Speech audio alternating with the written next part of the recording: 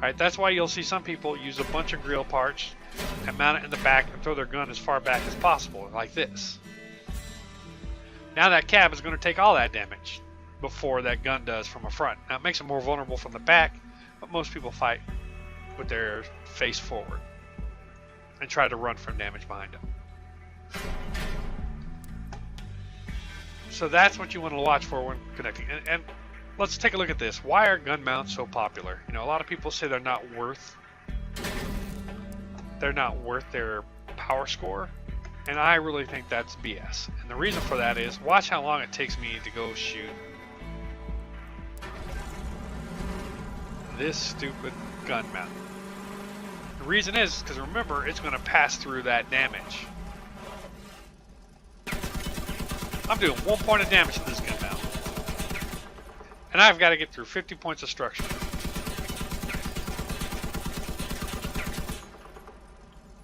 Now, like I said, there was pass-through on it, so watch what happens if I come back through here and shoot straight from behind. Right, I'm hitting it. I'm still doing cab damage. Don't use it to block cabin damage, right? But do use it to mount shit, because it does a great job of that. Or if you're going to put it up on top of a vehicle as armor, that's fine too, because there's not much pass-through. Right? Somebody has to be above you shooting down for it to pass through the cabin. That means while it's on top, you are just doing...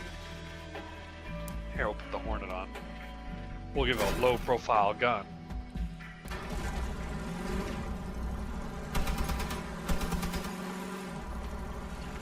Alright, let's see.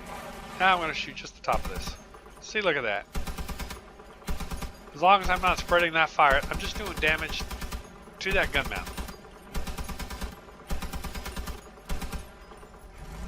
No other armor's getting hurt, no cabin's getting hurt, nothing like that. And because I got a low profile weapon, if you mount a weapon up high, it's still harder for me to hit because of that angle issue that I was talking about.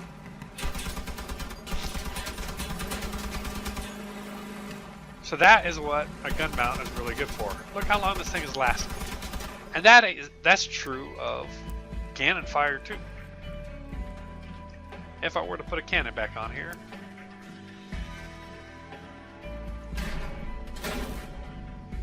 change my fire to this one because I just like it better that way. Test drive. Now let's go hit this gun mount directly with the cannon. See what happens.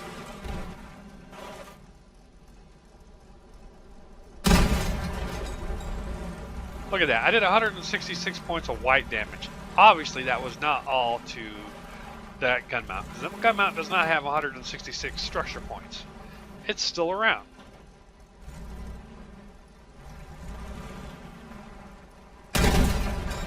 Gun mount's still around. 2 direct hits from that cannon.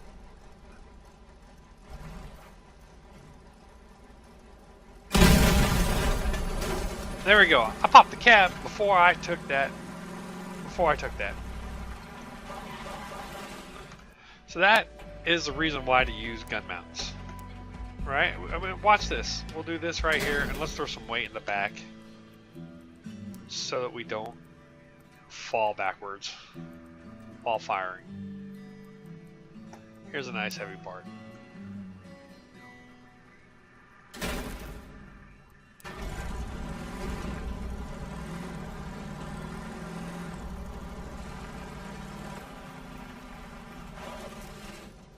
Alright.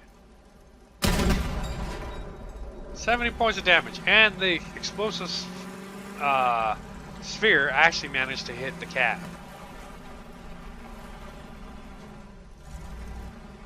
But only 74 points of damage, and that's hitting both of those gun mounts at the same time. Oh man, I'm stuck.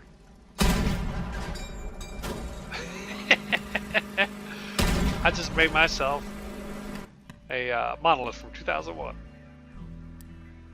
Let's stick that further forward. Right? So only 74 points of damage. is all that those things took. Oh, actually divide that by 2 probably.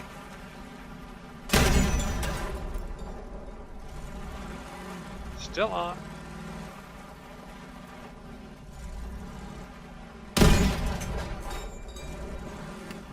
And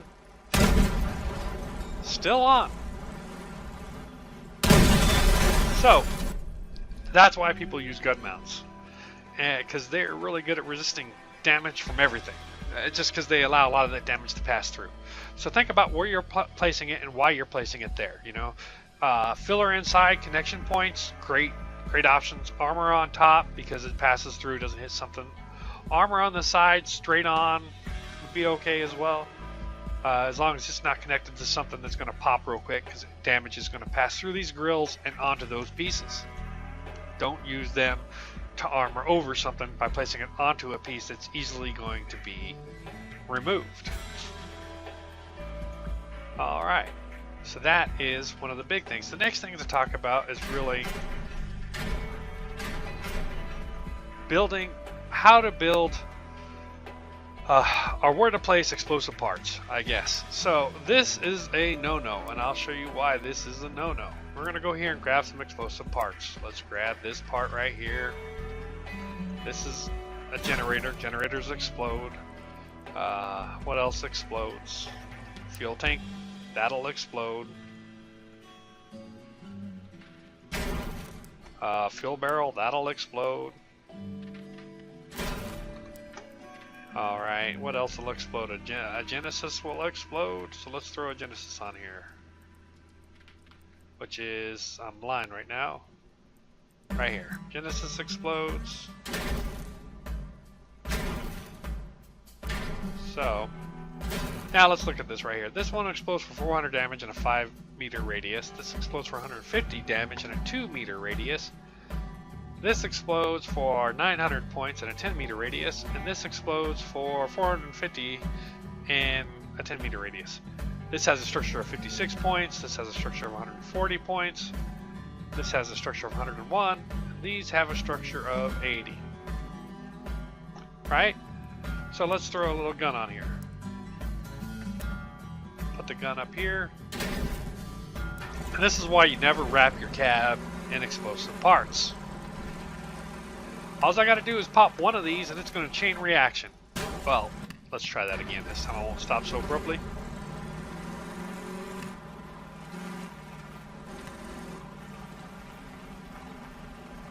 So, if I shoot this right here, that fuel barrel doesn't have much. Bam! The whole thing goes up.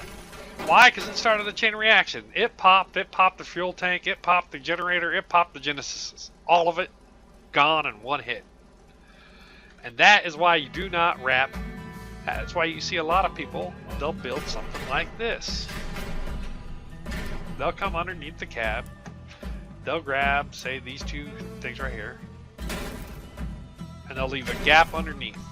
Why? Because now I can take some of those more explosive parts, let's say the fuel tank and the fuel barrel, and stick them underneath the cab.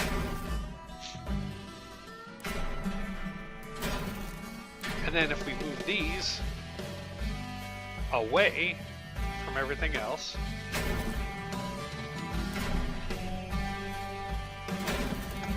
alright, now let's throw on our wheels again. And nice thing about this too is, look, I can use wheels to cover some of that explosive part.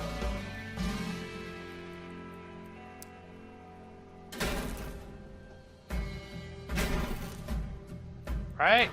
So now they're going to have a hard time shooting those fuel barrels underneath because they got wheels in the way, which again don't give any hit points to the vehicle, but they still have to be shot through before you get to other stuff. Now what happens if I just hit that generator on top? Is this going to destroy my vehicle? Boom! No, it did not. It did damage to my cab, but it didn't destroy my vehicle. Why? Because it only does a 2-meter damage, exploded for 150 points. Right? What happens if I hit this Genesis back here? Boom! Lost those frames in the back and stuff, did a little bit of damage to my cab, but hey, I'm still alive.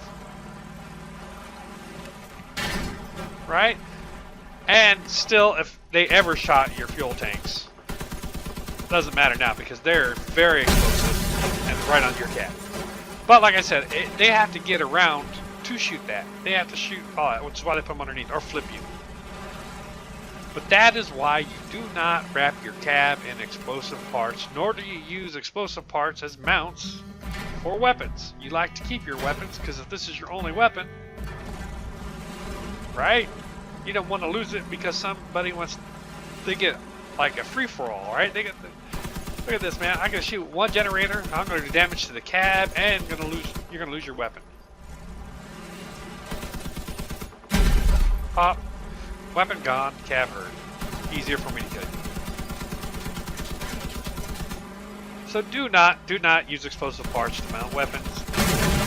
Do not wrap all the explosive parts together right around your cab. You can have them all wrapped together if you want, but just don't do it around your cab. You know, another thing people like to do, and why people will do this,